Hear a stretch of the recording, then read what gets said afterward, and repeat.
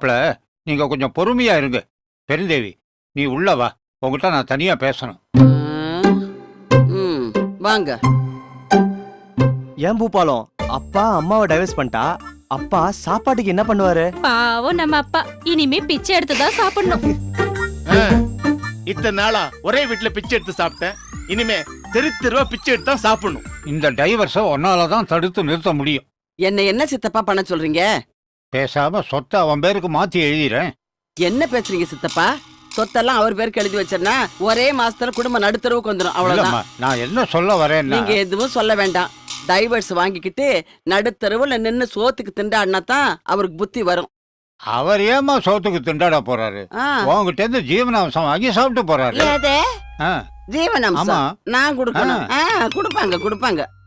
Divorce ஆச்சுன்னா புருஷன் தான் பொண்டாட்டிக்கு ஜீவனாம்சம் கொடுக்கணும்.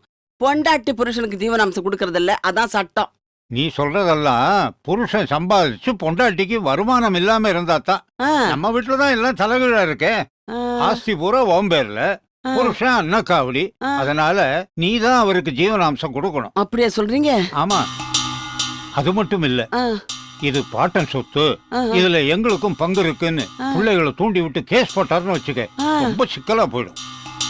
ஆஸ்தியில பங்கு கேட்டு என் பிள்ளைங்க என் மேலே கேஸ் போடுவானுங்களா? அதையும் நான் பாக்குறேன். உன் புருஷன் டைவர்ஸ் கேட்பான்னு நாம எதிர்பார்த்தோமா? அது போல இதுவும் நடந்தாலும் பண்றதுக்கு இல்ல. பெருந்தேவி நல்லா யோஜனை பண்ணி ஒரு முடிவுக்கு வா.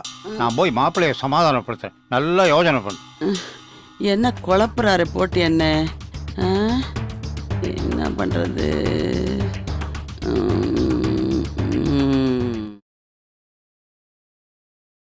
என்ன மாமா சொன்னா? பொறுமையா இருங்க மாப்பிள்ள.